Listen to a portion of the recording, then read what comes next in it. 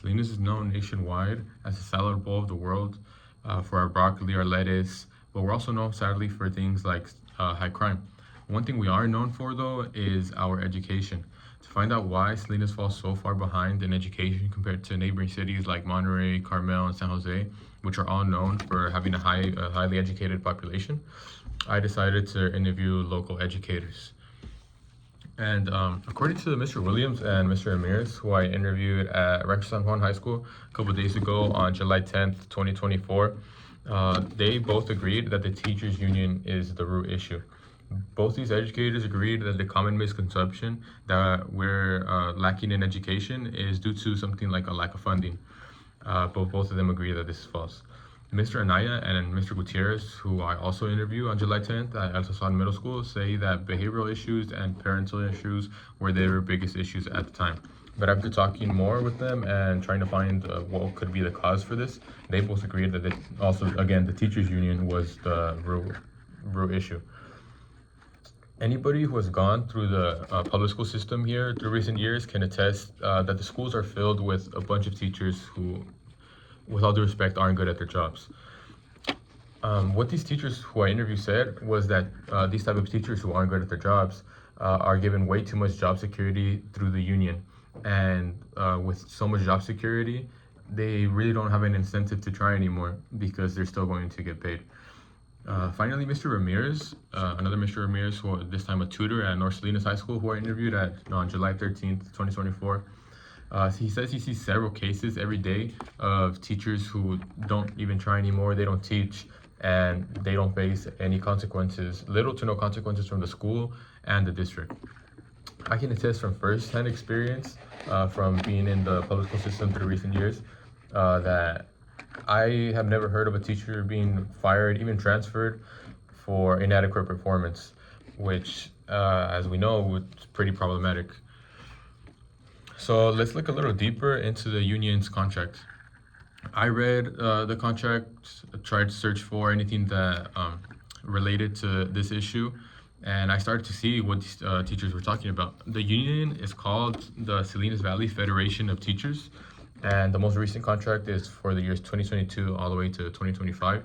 And the contract shows that teachers are evaluated a lot stricter the newer they are to the district.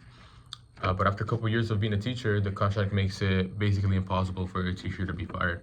This is problematic because a teacher's performance tends to drop off the longer they have been in a stressful work environment, such as the public school system here in Salinas.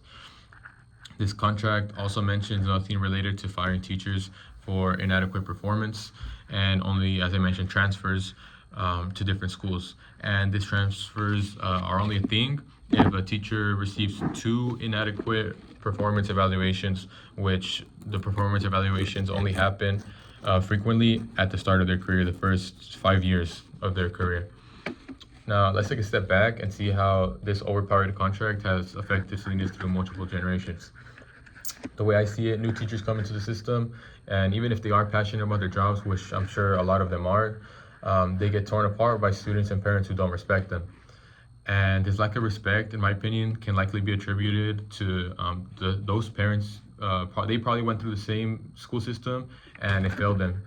So they grow up with a sense of disrespect towards the district and they pass that sense of disrespect onto their children, which causes a generational cycle. It also doesn't help that society doesn't value teachers as much as a career like doctors, engineers, or a lawyer, even though they're equally as valuable to society.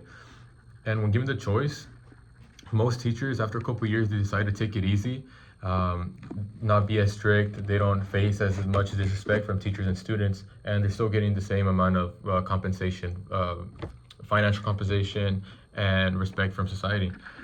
After conducting these interviews and doing research on the contract, it is pretty clear that this contract has caused such a low level education here in Salinas. And I drew this graph right here to represent so you guys can visualize what I'm talking about here. So as you can see here, this is the level of effort, and here is the years. So a teacher comes in pretty ambitious, pretty motivated to teach, but after being constantly disrespected, they don't get rewarded for their effort. The level of effort goes down, and right here, when they're kind of burnt out already, they're still getting paid the same. So a lot of them decide to just take it easy, and they're still getting their check at the end of the day, which we can't really blame. But to summarize, this contract, in my opinion, is why we have such low-level education here in Salinas, at least in the public school system. And yeah, thank you for listening.